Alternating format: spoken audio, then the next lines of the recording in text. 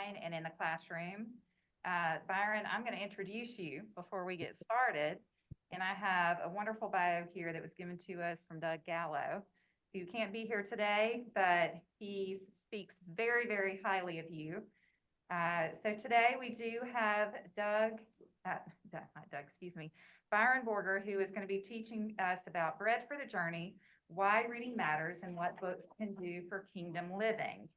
So Byron, before opening the Hearts and Minds bookstore, he worked in college ministry for the Coalition for Christian Outreach, working on staff of Emmanuel Presbyterian Church in McKeesport, Pennsylvania, as well as being an associate director of the Thomas Merton Center in Pittsburgh. He and his wife, Beth, opened Hearts and Minds, an independent bookstore in Dallastown, Pennsylvania in 1982.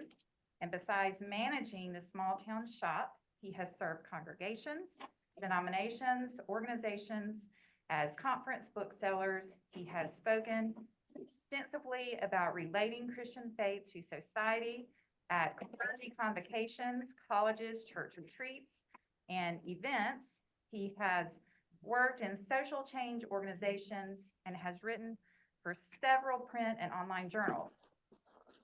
He's done editing throughout. He has worked with the annual Collegiate Philly Conference in Pittsburgh.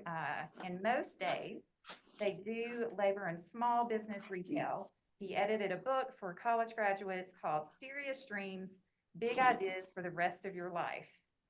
He reviews books regularly at Book Notes, the Hearts and Minds newsletter. And Doug wanted to make sure we all knew about this. It's a newsletter that is monthly, that it would be great for us to get. And he also encourages us to support. So Byron, we are very excited to have you here today. Thank you. Well, thank you very, very much. It is a real honor to be here. The Book Notes newsletter goes out all over the world. It goes weekly, not monthly, and I ramble on about new books we've got here at the bookstore, and sometimes they're topical or thematic, and often they're just new titles. It is a newsletter for our bookstore. We opened this store 41 years ago, before there were big blockbuster stores that have come and gone, and long before Amazon. So we've been at this through a lot of changes in the publishing industry, but it's a real delight to share with you a little bit about my sense of the spirituality of reading, the significance of books, the publishing world as it interfaces with your own lives as Christians living out your faith in the world. You've had some great Sunday school teachers, Christian ed leaders, and it is an honor to be in their company. Thank you for Nelson and everybody else that's invited me here. It's just a real delight, and so thank you. The little biography there said that we opened our store after having done campus ministry in the 1970s out in Pittsburgh. We're in central Pennsylvania, around Gettysburg, Hershey. We're just below York, Pennsylvania, where they used to make York peppermint patties, York barbells. So we're down in central Pennsylvania, but we used to live out in Pittsburgh, and we worked on the staff of a Presbyterian church, working with college students. And one of the things the organization we worked for, the CCO, the Coalition for Christian Outreach, which is partners with churches all over college campuses, one of the things that they really were committed to was helping college students discern their sense of vocation in life, that God was calling them into higher education, whether it was the arts or the sciences, whether it was education or business or science or law, medicine or politics. These different areas of study could be seen through the lens of faith. They could relate their faith journey to the distinctions of their scholarship and come out as Christians in those fields, being salt and light for God's kingdom in the professional worlds. And so that vision of a high view of work, an understanding of vocation and calling that is more than just missionaries and ministers, but everybody, everywhere, every place. So that was a project through campus ministry we worked on, and we found that the only way to really help students grapple with a Christian perspective and to be wise and faithful in their studies and in their fields was to use books. So we would read books on technology with engineering majors, and we would read books on healthcare for nursing majors. And students began to finally say, you ought to have a bookstore. You're always making us read these books. And as we were helping them discern their own sense of holy calling, we came to realize that we were discerning sort of our own sense of vocation, that we ourselves really got excited about giving resources to people along their journey in their discipleship and in their faith, particularly around the questions of how they live into their public lives, work and science and politics and entertainment. Obviously, we need theology and spiritual formation in our congregations and our liturgy and our worship on Sunday. But is there not a connection between Sunday and Monday? We find there's often a gap between work and worship, between liturgy and life. And so, trying to sort of have a more holistic vision of the kingdom coming, John Wesley, the Methodist, said once that every moment is a God moment. And so there's no sort of dualism between the seemingly secular and the sacred, but God cares about it all, that every square inch of God's good creation is being redeemed and upheld, as Colossians 1 might put it, upheld so that he might have first place in everything. So with that vision of relating faith to life, we decided to open a bookstore. It came out of this Jubilee conference in Pittsburgh that addresses these very themes. We get about 4,000 college students together every year to relate Christian scholarship and vocation and calling. And we decided to open a store back in central Pennsylvania in a small town. And in the 1980s, there were a lot of so-called Christian bookstores. There were bookstores everywhere, independent bookstores, and you've got good bookstores in your area there. But in a lot of places, there were just these mom and pop Christian bookstores. But many of these bookstores, besides not carrying much theology proper and serious spiritual formation, they carried little tracts about the end times or something, you know what I mean. But they hardly had any books about science or business or politics or architecture or computer design or fashion or sexuality. And so we opened a Christian bookstore, and we have more commentaries and Bible stuff than you can shake a stick at. And we have a whole big ecumenical section on liturgy and Eucharist and all kind of sacramental stuff for the nature of church work. Sure, we do. Basic Christian living and family life and stuff. But we also have these other areas. And so people would walk into our bookstore and they would see in those years in the front door of the store, we would have a section on the arts and pop culture and rock music and film studies. And they would look and see these books on film and art. And they would say, well, we heard there was a Christian bookstore in Dallastown. Where's the new Christian bookstore? You don't know whether to laugh or cry, because people think that because we had books on art and science, that therefore we weren't the Christian bookstore. Can you see the sort of implicit dualism and the problematic vision of the faith when people see books on arts and science and they think, therefore, that must not be the religious bookstore in town? So we got ourselves in some trouble early on. People didn't understand the role of books in their lives and what it meant to read widely. People would argue with us because we have New York Times bestseller novels or Harry Potter. We lost customers over Harry Potter because they said it was demonic. Of course, it's not. And if it was, I wouldn't carry it. I don't like the occult. I don't want to dabble in the occult. But geez, people literally left our store and said, we'll never shop here again because we carried Harry Potter. Well, anyway, that was sort of a little bit of our history in the middle of all that. We have Martin Luther King Day coming up tomorrow. It wasn't yet a holiday, and we were advocating and pushing for the national holiday, had Martin Luther King books in our store window, and we began to get death threats from the Ku Klux Klan.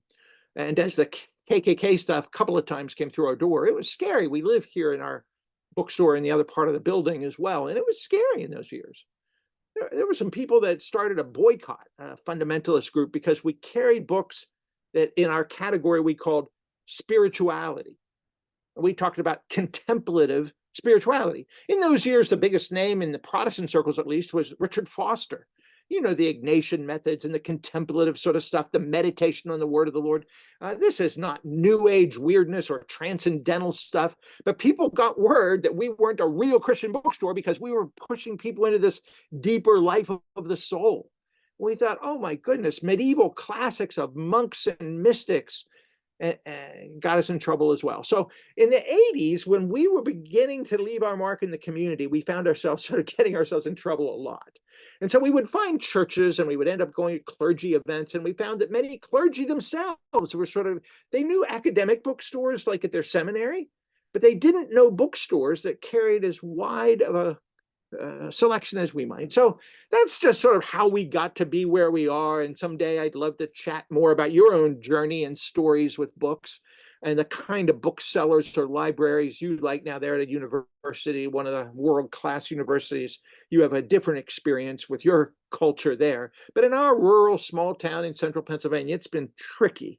But authors have always come to mean a lot to us, not so much growing up, but more so once I got into campus ministry, I realized that books could make a difference in people's lives. I think of Anne Lamott, that creative, fun woman, a recovering alcoholic who came to faith in her mid-career as a novelist. And she wrote in one of her books a little quote that just struck me. She said, learning to read when she was in high school and with other sort of misfits helped her get blissfully lost in resonant works where we could rest or gape or laugh with recognition. They could rest. They could gape at things. They could laugh together. They found a sense of almost countercultural community, these misfits and juvenile delinquents she was hanging around with, because they learned to read together, and they could sort of become blissfully lost, as she put it, with this recognition. See, books can do that. They sort of give voice to the deepest things of who we are. And then when we hear that author or that poem or that story, we go, oh yeah, that's what I'm going through. That's what I was trying to say. I sometimes will read a poem to my wife and I'll say, that's what I was trying to say. I didn't have the words to say it myself. We're made in God's image, the Bible tells us. God's a creator. He put us in the world, Adam and Eve, to run the Garden of Eden, develop culture and stuff. And so they take development seriously in the Bible, of running the world, so to speak. But the very first thing out of the gate is Adam writes a poem, blood of my flesh, bone of my bone. And then they start naming the animals. Zoology, I guess you'd call it, a science in a certain sense, but also language. So they're writing poetry. They're doing arts and sciences right out of the gate in Genesis 2. It's something constitutive about our humanity, about being made in the imago Dei, the image of God. That means we use words, we tell stories, we have memory, and we craft using the arts of our capacities. And I mean that in the broadest sense, not just painting, but using the arts and sciences to make sense of the world. It's what we do. God is called the Word when Jesus comes to town in John 1. In the beginning was the Word. It's no surprise that books have been important in the Judeo-Christian tradition. And we could do a Bible study on places books and scrolls matter, the Old Testament law, of course. Or you think of the time after exile, when the scrolls have been lost and they're rebuilding Jerusalem after exile, and they find, it's almost like after 9/11 in those days when they were, digging through the rubble. They're digging through the rubble of the destroyed Jerusalem. Nehemiah and those guys, and they find the scrolls and they stop everything and they have a couple of days Sunday school class. They get people to interpret it and read it because they had forgotten the stories, and they found the scrolls again. It becomes a historic event that Jews celebrate to this day. So books have been important in the Christian tradition. They have been bread for the journey. They have been resources for living. They have been guides. And it's not just even nonfiction or law. Half the Bible's poetry, isn't it? You can't even understand the Bible if you don't have a little bit of poetic sensibility. If you haven't read some stories, you'll never understand the complex stories of Genesis or Kings.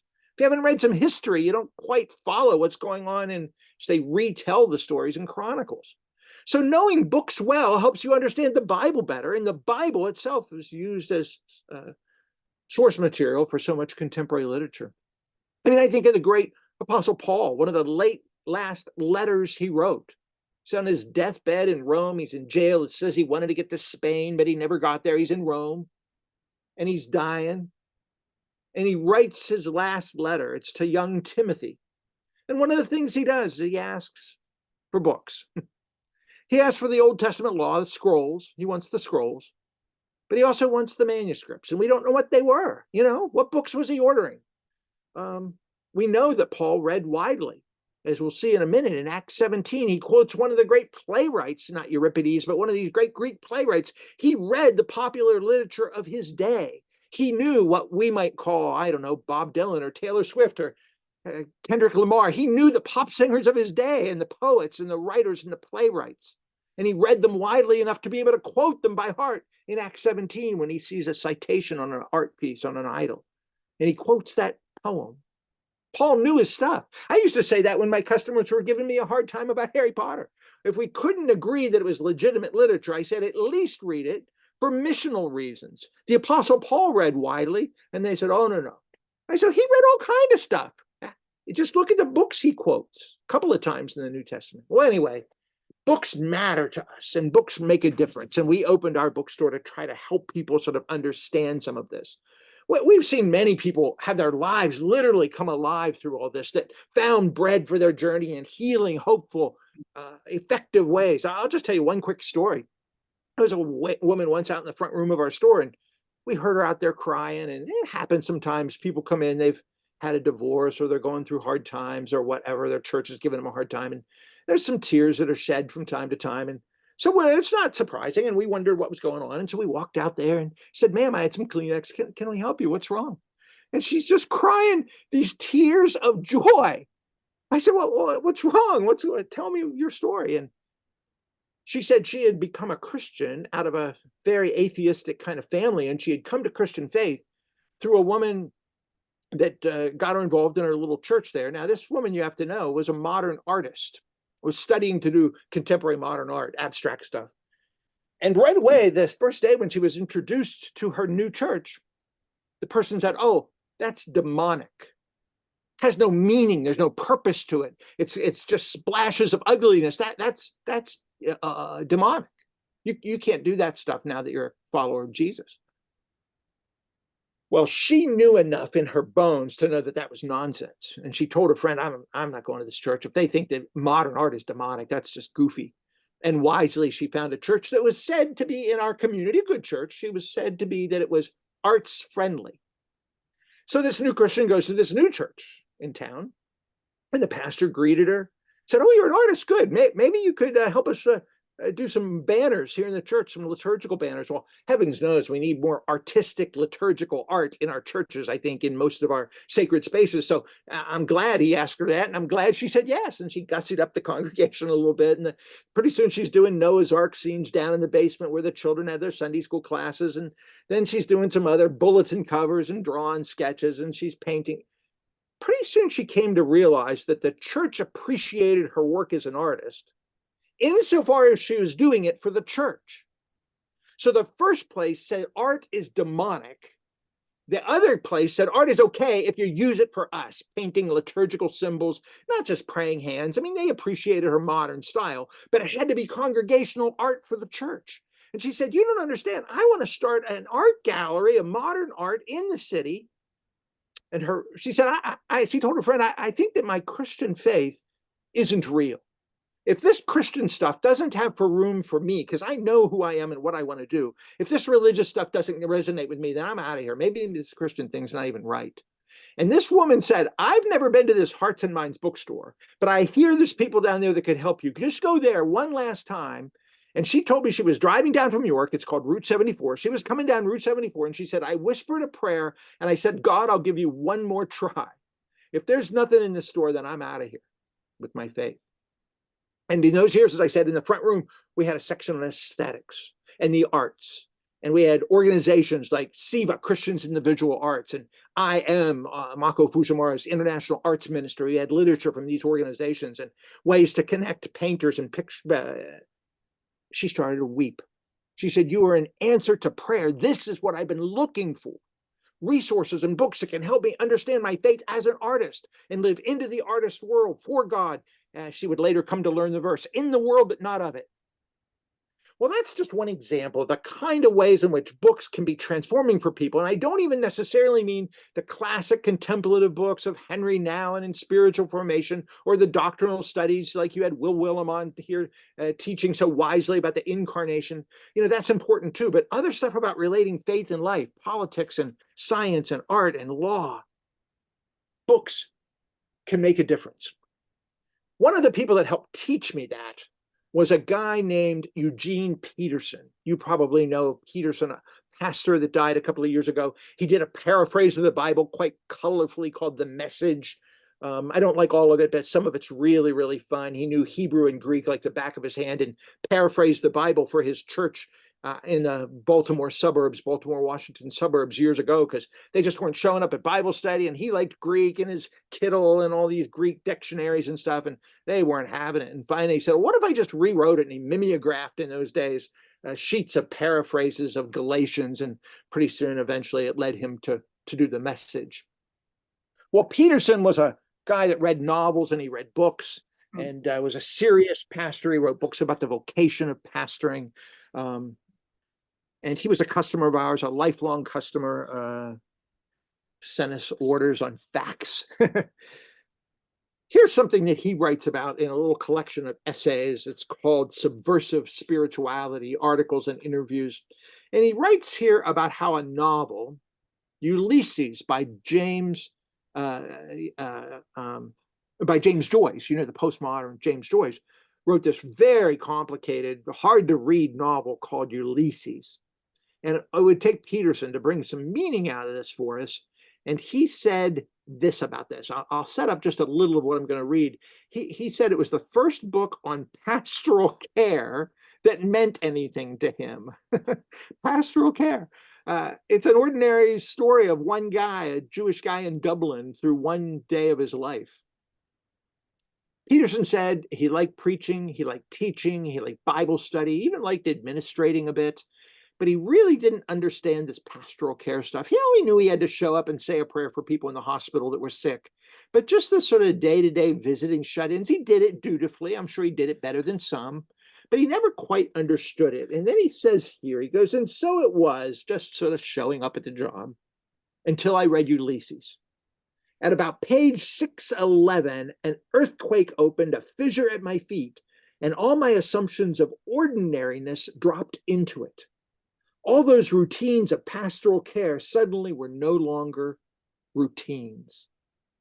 Leopold Bloom, the Ulysses of James Joyce's story, was a very ordinary man. There was no detail in his life that was distinguished, unless it was his monotone ordinariness. Dublin, the town where he lived, was at the time a very ordinary town with nothing to set it off, unless it was its depressing ordinariness. A colorless, undistinguished human being in his colorless, undistinguished town provides the contents of the novel. James Joyce narrates a single day in the life of this Dublin Jew, Leopold Bloom. Detail by detail, Joyce takes us through a single day in his life, a day in which nothing of note happens. But as the details accumulate, observed with such acute and imaginative, he has in parentheses, pastoral, such imaginative pastoral care, the realization begins to develop that, common as they are, these details are uniquely human. Flickers of recognition signal memories of the old myth, Homer's grand telling of the adventure of the Greek Ulysses, as he traveled all the country of experience and possibility and finally found himself at home. Peterson says, I woke up. Joyce woke me up to the infinity of meaning within the limitations of an ordinary person in an ordinary day. Leopold Bloom buying and selling, talking and listening, eating and defecating, praying and blaspheming. It is mythic in the grand manner. The 20-year-old voyage from Troy to Ithaca that Homer's Ulysses took is repeated every 24 hours in anyone's life, if only we have the eyes and ears for it. Peterson then goes on and says, now I knew my world. This is the pastor's work. Well, I think it's just remarkable that a pastor as prestigious and important and wise as was Eugene Peterson came to some of his best theological insights about the nature of the sacredness of the ordinary and the task of the pastor by reading a non-Christian novel. That's how it works. Books can make a difference in our lives. They can give us fresh imagination and new grammar for understanding things. Research has been done that people that read more widely, and there's not as many these days, it does not bode well for our culture, but people that read more widely are actually more empathetic. And it sort of makes sense. You know, you enter for a while into the life of another. You read their memoir or their story or their autobiography. You read history or you read a novel or a poem, and you come in to understand what it was like for that person. You suspend judgment a bit, perhaps, and enter their world, and you come out understanding a person of another gender, the life of a pioneer, a person of color in a white culture, a gay person who in a straight culture. I mean, you just come to new insights by people maybe that are unlike ourselves, and how valuable that can be. So it develops a sense of empathy, a sense of insight, a sense of ways to expand our own imagination. You know, there's the famous author C.S. Lewis. I'm sure you've studied Lewis a bit. And in his Mere Christianity and so forth, he gives apologetics. But in his famous biography, Surprised by Joy, he narrates his conversion a bit. And it's very interesting that he doesn't talk much about apologetics, about the truth of the gospel, about what claims and arguments were made to him that begin to make sense. He goes and talks about Beatrix Potter, for crying out loud.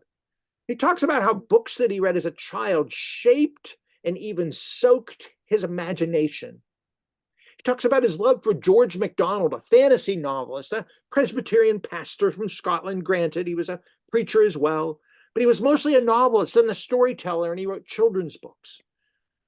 And MacDonald, in Lewis's words, baptized his imagination. He could begin to imagine a world where there was meaning and sacredness long before he understood exactly who this Jesus was, and that Jesus was this God in the flesh who made this world.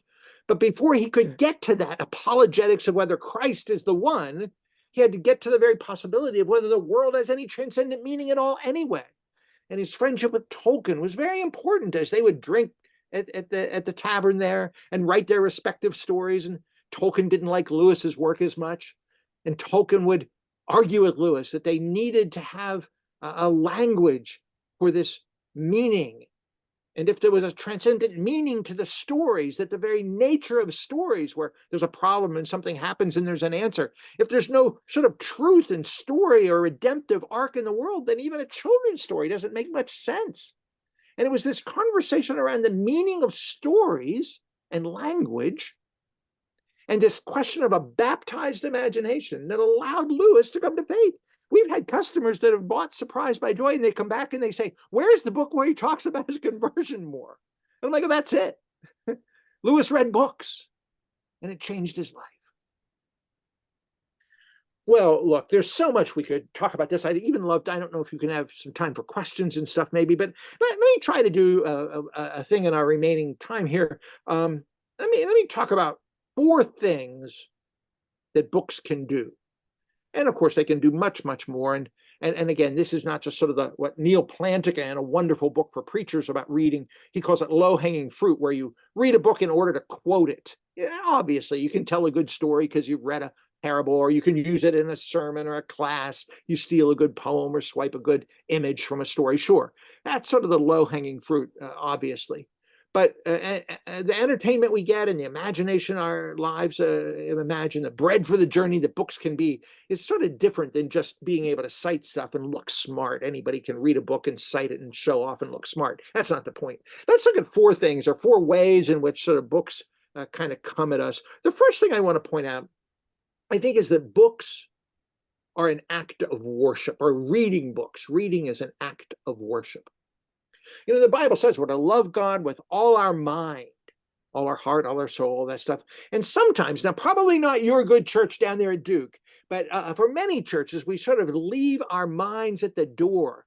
I've heard one person say that they take their mind and hang it up like the coat on the door hook when they come to church, and then they would put it on back when they leave again, that they just felt that church had nothing to do with the intellectual life.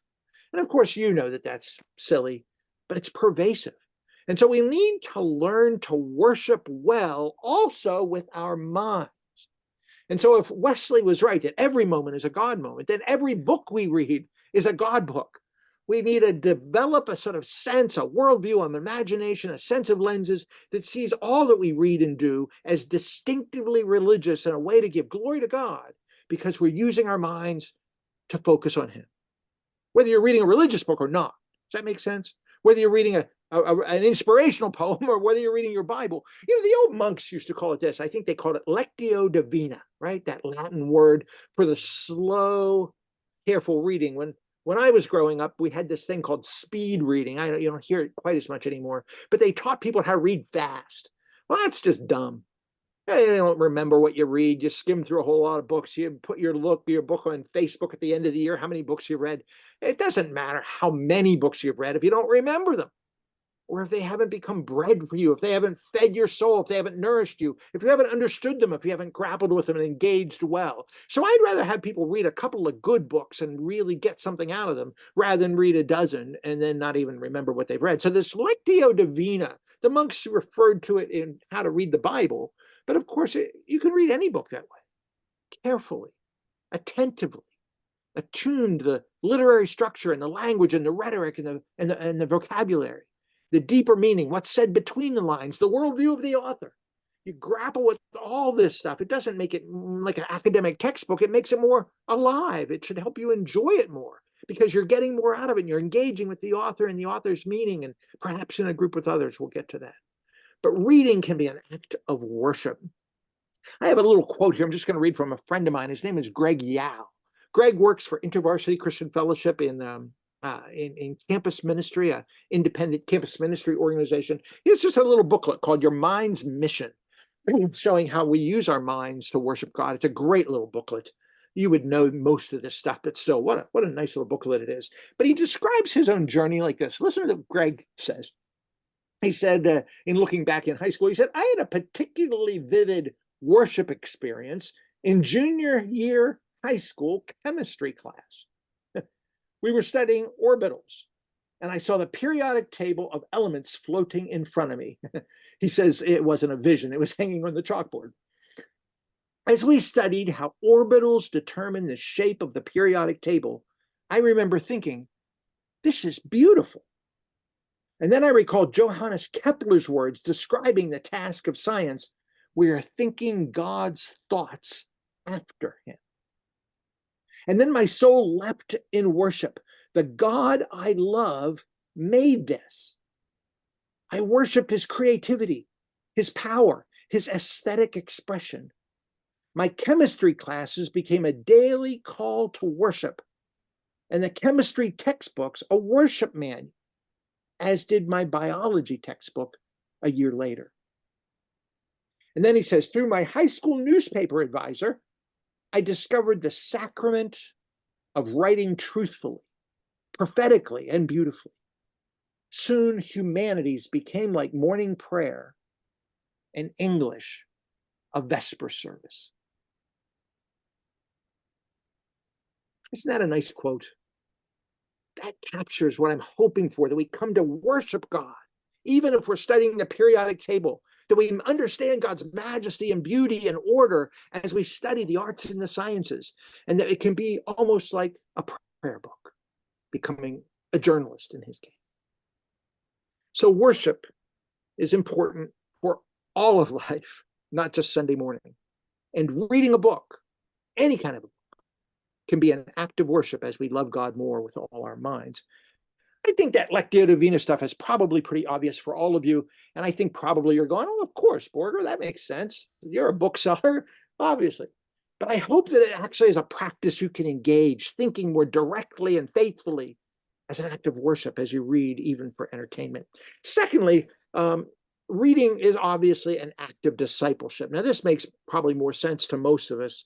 Rather than worshiping as we're reading chemistry books, this may make more sense. There is content to be learned. Willimon told you this back before Advent, during Advent. There's stuff we got to know about the incarnation and about heaven and earth. Discipleship means something.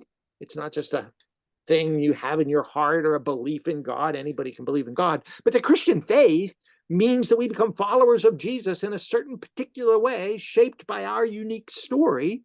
And so as we live into that story, there's some stuff to learn. You have Christian ed classes here, obviously. So we inspire you to grapple with the good truths of the ancient story as it's passed down and as it's related to our very contemporary world.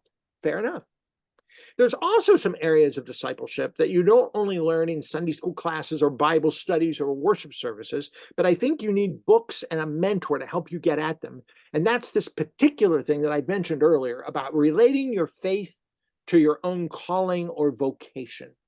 Now, many of us are of retirement age, and many of us don't have careers that we are invested in like we perhaps once were. So this message is particularly important for younger rising adults, but for any of us that have avocations and hobbies and habits that we live into the world to serve God in the workaday world, whether they were volunteers at the soup kitchen or trying to be good grandparents, whether we're caring for understanding our own human bodies and the frailty of being sick, or whether we're trying to figure out where we're going to travel on our next vacation. All of these things are human deeds we do coram Deo, as the Reformation people used to say, before the face of God. So all of life is coram Deo, and all of life needs to be approached Christianly, faithfully, living in the world, but not of it. Romans 12 says our very bodies are the worship services we give God, Romans 12, 1 and 2. And so if our bodies are our lived embodied faith, then we got to figure out what the heck that looks like in our very postmodern secularizing world. So it takes some kind of cultural criticism and some thoughtfulness to be a vivid disciple. Oh, my old grandma, she went to college and was a teacher, but she loved Jesus and made it simple. You just got to serve Jesus, she would say to me. Byron, just serve Jesus. But in the postmodern, crazy technological world we live in, it's complicated how we live our lives virtually and embodied in changing understandings of family and marriage and culture and politics and all the crazy Trump stuff going on now. There's race relation issues. There's so much to learn about our Christian faith that we need those who have gone before and have specialized in these things and have written books about them. If we're going to kind of live our faith robustly in a relevant way in the modern world, then we're going to have to think about Christianity in light of our vocations and callings or our specialty areas. And so therefore, I think we need books. You learn so much from authors. And when I did campus ministry, I didn't know anything about engineering. I was a special ed major in college, wanting to go like my old brother in speech pathology. Never followed that up. But all my classes were about studying children and so forth. And I didn't know anything about engineering. But somebody told me Jacques Ellul was a French sociologist who wrote theologically about technology. So we started reading Ellul and never looked back. We helped budding engineers relate faith and learning and faith and scholarship in their vocation as engineers by thinking critically about the idols of technology in our culture and the blessings and goodness of technology in our culture. Whether it's healthcare or whether it's legal theory or whether it's architecture, whether you're a doctor, a butcher, baker, candlestick maker, homemaking, whatever your calling and vocation is, we have to think faithfully about those things, and books come out on all those topics, and we can use them at colleges. I recommend, I don't know if your campus ministry organization does this much there at Duke, but I recommend that they have Bible study groups around career areas. The people that are in athletics and people that are in education and people that are in business read Christianly and think faithfully and theologically about their unique disciplines as they relate Christian faith and learning. If the chapel program itself doesn't do that adequately, your own church could offer a ministry to young adults around their career areas. I find that college students come alive in their careers and their studies. Now, at Duke, they probably are all pretty alive, one of the great universities of the world. But in many of the small state colleges around where we are, kids just go to college because they think they're supposed to. And you ask them why, and they say it's so I can get a job. It's all pretty mundane, and they want to get some money and maybe retire. It's like, so you're preparing to work so you can get a job to work so you can someday quit working. Like, what's with that? Why don't you have a vision of your vocation and care about what you do and view what you do as worship to God? And books are tools to help you learn how to do that. Find a doctor or a lawyer or a butcher or a baker or a filmmaker or an architect or a sociologist that thinks Christianly about their field and start realizing that God cares about your work. Oh my, God cares about my studies? That's an exciting project for a young adult. And you that are older can mentor college students into living into their career area, thinking Christianly and theologically around the curriculum areas that they're studying. I think you older adults could play a real role in helping mentor young folks, not just to be Christians generally, but to be Christians in the work world, to relate Sunday and Monday. An author that helps me understand some of that, not directly about work specifically, but just generally, is a guy named Steve Garber. He has a book, one of my little favorite collections of essays. It's called The Seamless Life, about living seamlessly, about the way we live on Monday, coming out of the way we live on Sunday. of being who we are in public and in private, And so these are just a collection of essays that Steve wrote. His first book was called Fabric of Faithfulness. It's a very brainy book, but it looked at higher education and the ways in which things we come to know, we are therefore then responsible for. He drew on Stan Hauerwas, who and some others down there at Duke, about being characters of formation and discipleship in higher education, Fabric of Faithfulness. Brilliant book. And then he kind of lived that as people in higher education go into the work world. He wrote that next, a similar book called Visions of Vocation, about living out your life for the common good in public areas in your work. So Fabric of Faithfulness and Visions of Vocation are Garber's two big books. Film studies and literature and politics and theology, he knows it all. And then he did this collection of short little pieces called The Seamless Life. And each chapter just tells a story about his life, about his family, about his work, about his studies, about movies he's watched. And they help get at what he calls a tapestry of love and learning, worship and work. And these are the kind of books and ideas that can help us live robustly for Christ's kingdom in the world, but not of it. Let me just read one little part here. He's talking here about having grown up in the San Joaquin Valley in California, arguably one of the great agricultural places in the world. His father ends up working for a university as a research scientist on plants. But he just talks here about how hard it is that farmers work, and that he worked in his summers as a high school kid in the fields. And he pretty much loved it, hot as it was, and hard and backbreaking as it often was. He loved that work. And then he says this, but love is a strange word. More than romanticism, as that is not sustainable, love is a word that speaks of commitment and care, of affection and respect. And that can be as true of a person as of a place. He said, years ago, I remember driving along the country roads of the valley with my father, who had spent most of the years of his working life as a scientist for the University of California, studying the ways that plants grow well and don't. A plant pathologist by training, he was a careful researcher, giving years to understanding vertilium wilt, a curse on the young seedlings that sprouted every spring through this fertile valley. The farmers depended on his work, listening to his analysis, trusting his instincts, investing their futures in his judgments.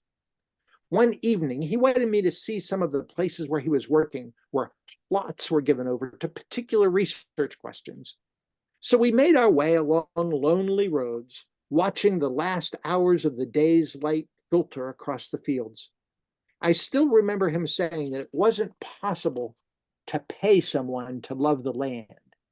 At least that was his conviction, watching farming unfold over the years of his life and labor. He wasn't wishing for a world that wasn't him.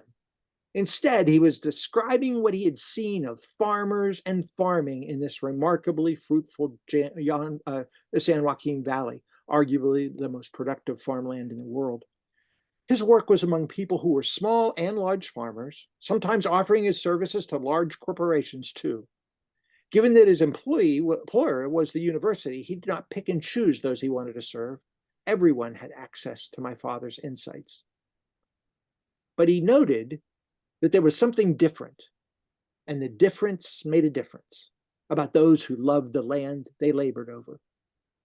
Of course, there was an economic reality for everyone. Unless their crops made a profit, they would no longer be in business, whether they loved the land or not. But there was more to it than that. The willingness to work all hours of the day and night over the years of one's life, was born of love, of deeply wrought commitment and care, of undying affection and respect. And that is the work of a farmer. He talks about big business bringing their techniques to the San Joaquin Valley, and he brings in a conversation with Wendell Berry and your friend down there at Duke, Norman Wiersbe, who's friends with Steve, about agriculture and thinking Christianly and faithfully and seamlessly, and says it's all rooted, finally, as Wendell Berry would put it all turns on affection. What we care about, what we give ourselves to, what we learn to love. St. Augustine once was asked as the bishop in the 3rd century what Christians are supposed to believe and how you know if people are believing right. He said, if you want to know what somebody's really like, don't ask what they believe, ask what they love. The things we give ourselves to, the things we care about, the things we love the most, are the things that shape who we are and our character. Your buddy down there, Hauerwas, teaches that same stuff. You see, that's what books can do for us. They can reform our desires. They can affect below the surface what's going on in our imaginations and our deepest hearts. They can make us want the right things and love better. So there's discipleship. There's stuff to learn. There's content to learn about the Christian faith. Reading books can be an act of discipleship, but it's more than just learning doctrine or dogma. It's learning to love our fields, like Garber might say. It's learning to embrace a seamless life. I highly recommend this little collection by Steve. It's so nicely put. Well, reading can be an act of worship. Reading can be an act of discipleship. Reading is also an act of mission. I've already alluded to Acts 17, where Paul goes to the Acropolis, to the intellectual center, sees the idols, an art installation piece of sorts with a poem on the side of it, and he knows that poem. He knows that Greek line about a God that has no name. And he cites this Greek line, as he had cited in some of his letters later. He cites Greek mythology and theater in order to build a bridge with the folks. So says his heart was hard, sad, heavy when he went in there and saw all these idols and these people looking for God, and they didn't even know God's name. He was depressed by it, but he didn't yell at them. He did that maybe in other parts of his life, but in this particular case, he didn't come in and hold forth as a prophet denouncing their idols. He said, hey, I know something about that art piece right there. I've read that poem. Let's talk about that. You're looking for this God. And at the end of the book, it says, end of the chapter, it says, some people said, come back and tell us more tomorrow. He used the popular arts and culture to build a bridge with his community that he was trying to engage evangelistically. And with building this bridge, developed conversations about the deepest meaning of God.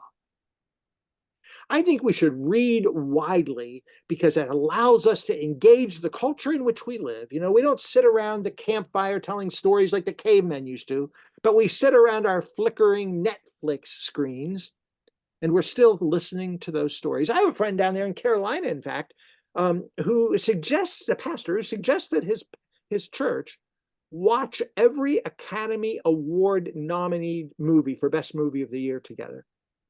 They try to do it before the award show, but they watch everything. They said, these are considered the best stories America has to offer. Let's talk about them. Let's know them. Let's see what's going on in the stories of our culture so we can understand it well and get below the surface so we can have meaningful conversations with our peers and our neighbors who are voting these the best movies of the year. So we may have to hold our nose through it. We may not even like it, but we need to know these stories because they're the stories that are shaping our culture. And we need to somehow engage them well. Reading books widely can be an act of mission. We could talk more about that. And let me just ask this. How long am I supposed to go? Remind me how much more time we have. Do we go to 10:30 or 10:45? 45. I thought so. So thank you. So reading this widely, I know groups that have had like book clubs, like, like Reese Witherspoon's book club or Oprah's old book club. They would just have these sort of seemingly secular New York Times bestseller novel book clubs at their churches. And people that won't come to your church for a Bible study might come to read a New York Times bestseller. We've had people in our church. We started doing that this summer. We did it a couple of times. And we read like Gilead by Marilyn Robinson, who is a Christian and a John Calvin scholar and won the Pulitzer Prize for a story about a pastor. So when people start complaining about how secular the world is, tell them to get a life. I mean, the Pulitzer Prize winning bestseller novelist is a theologian writing about a minister. So, but it is a Pulitzer Prize best-winning secular bestseller. So we had a book club and people came to the church and they were looking around inside the church saying, I've never been in here. I always wanted to come in and see this big, beautiful building, but I never really wanted to come. But then when I heard you were doing this book club, we did one on a novel about fishing by James Duncan called The River Wye. We did an old Zora Neale Hurston book, classic Black author in the canon of great American literature, set during Reconstruction.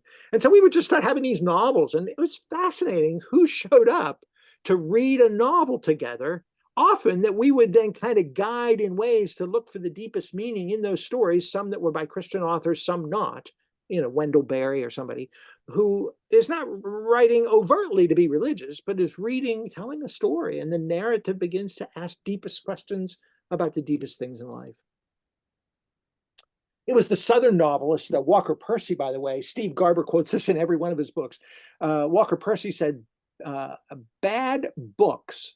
How do you know a good book or a bad book? He said, bad books always lie. And they lie most about the human condition. Isn't that an interesting line? That the stories we tell about the nature of the human condition is what the heart of whether a book is good or not in Walker Percy's mind, if it tells the truth. I sometimes sell some novels here that are pretty gritty and hard stuff, and we have to have some discernment in who's allowed to read what and what's wise for everybody, granted.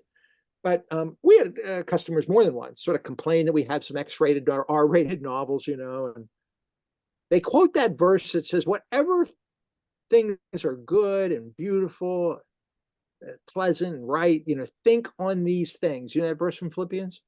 But you know what the first thing is in that line of things to think on these things, whatever is good and beautiful? The very first word is true.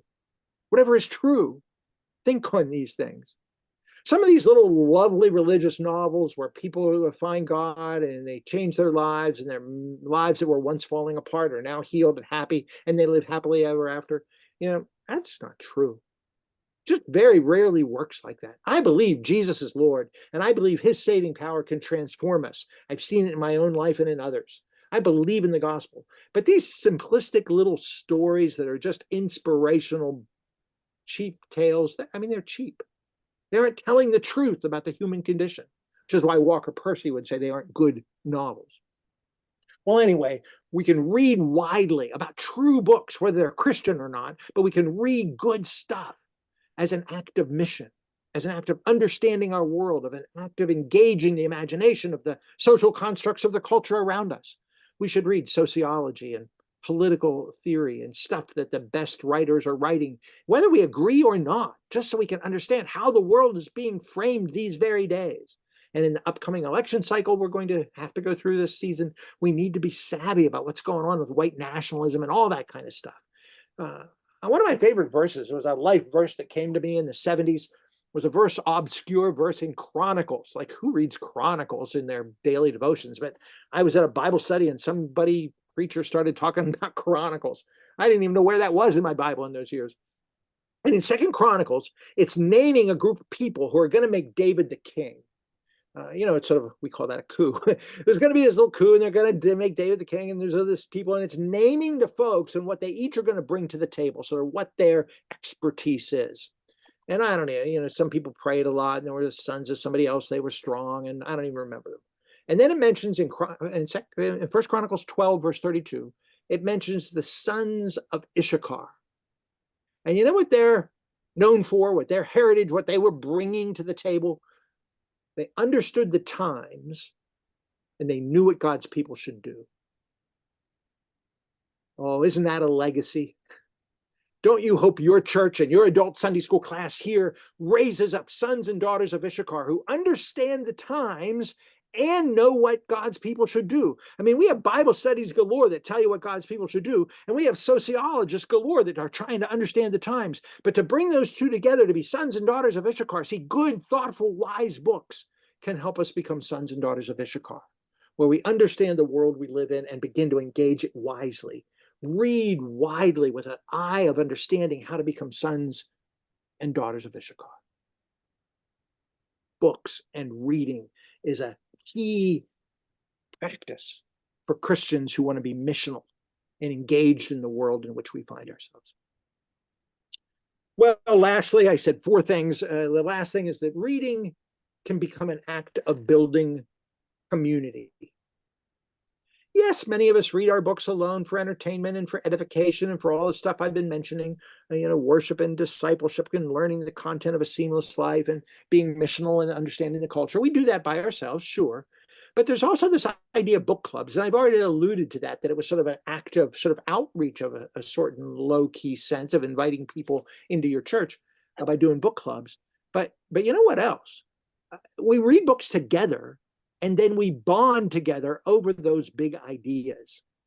I think there's a real place for therapeutic communities. AA does that really well, for parent groups, for support groups, for those in grief recovery. Sure, obviously. But there's something about sort of gathering around your felt need that's very tender and good. But then when you're healed or move on, you can break up. But I think there's something about coming together around the big ideas that transform your life, that bring people together in lasting ways.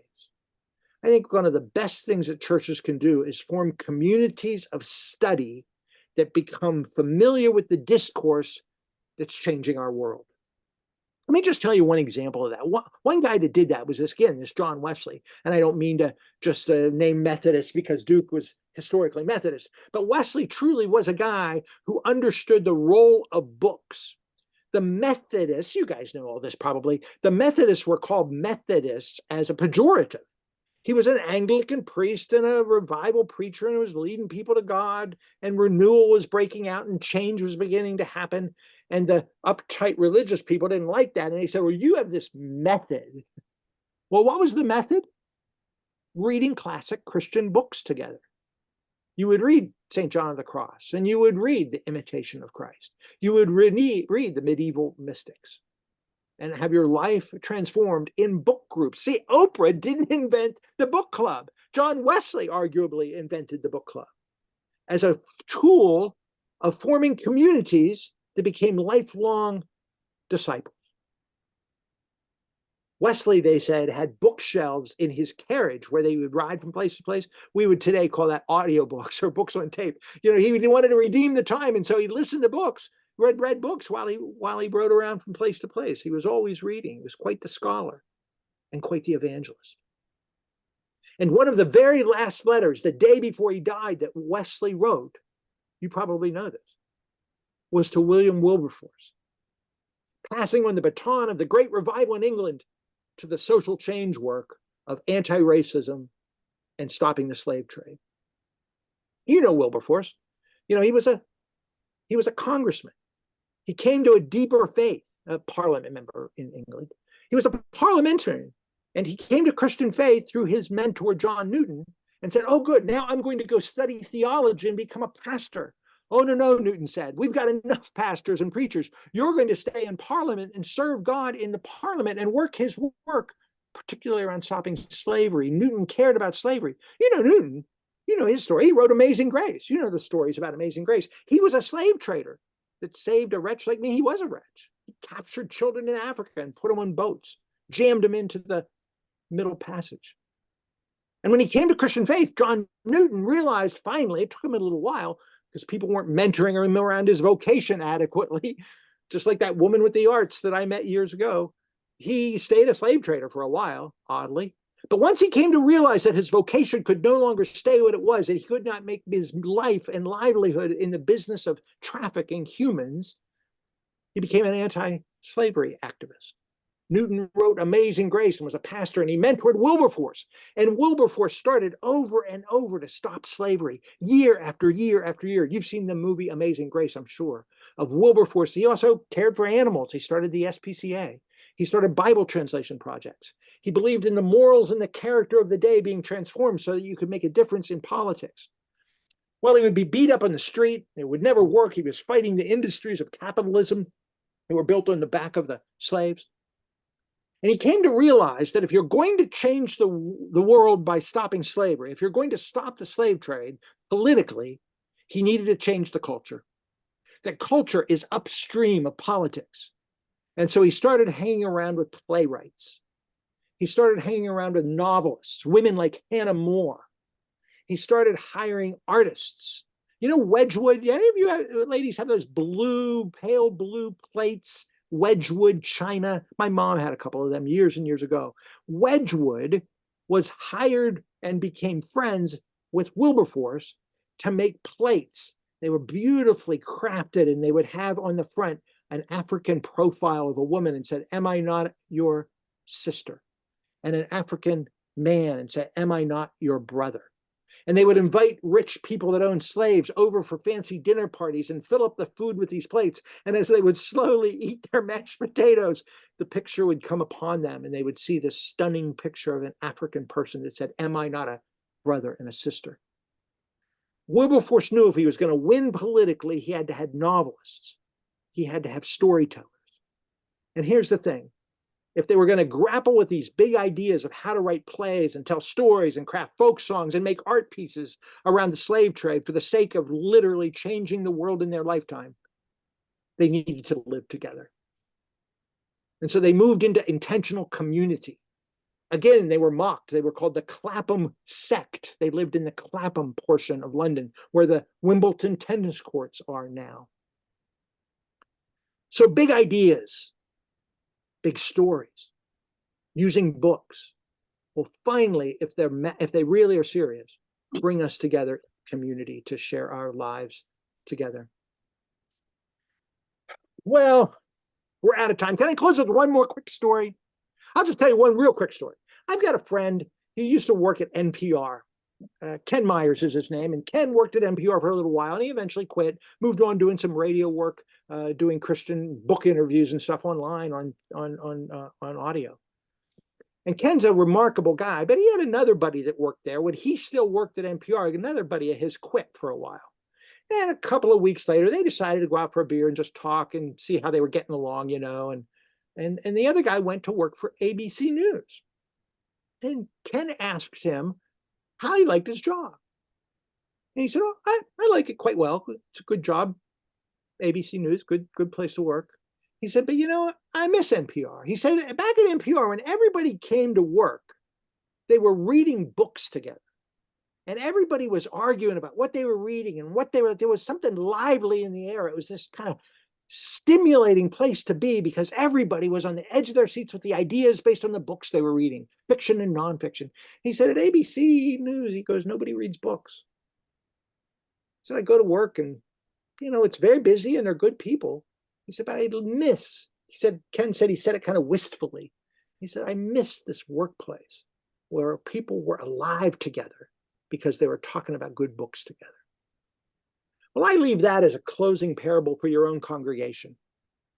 Is there a sort of liveliness about the things you're doing, about changing the world like Wilberforce, of deep missional engagement, of radical discipleship, forming seamless lives, of even learning to worship in the ordinary? I think books can do those things for you. And if you're the kind of people that are using them in that kind of way, they'll be bread for your journey and they will attract others as well. Well, there's more that could be said. Our bookstore is here to serve you. We're a small bookstore in central Pennsylvania. We got this book notes newsletter that we put out every week. We're hoping we can stay in touch and somehow keep this dialogue going. But I really do thank you for allowing me to just share some stories and some passion I have for why books can be tools for your own life and can be used in your own community. So thanks very much. We want to show you appreciation. I hope you can hear us clapping in the classroom. And there were about 12 of us in here who all thoroughly enjoyed that. So thank you. Next week, we have the Reverend John H. Armstrong, who is an author, mentor, and minister, and he'll be here to inspire us with Introduction to Tear Down These Walls. So that'll be next week. Thank you again. Hope you all have a great week. Thank you all. Thank you. Thank you. Appreciate it, everybody.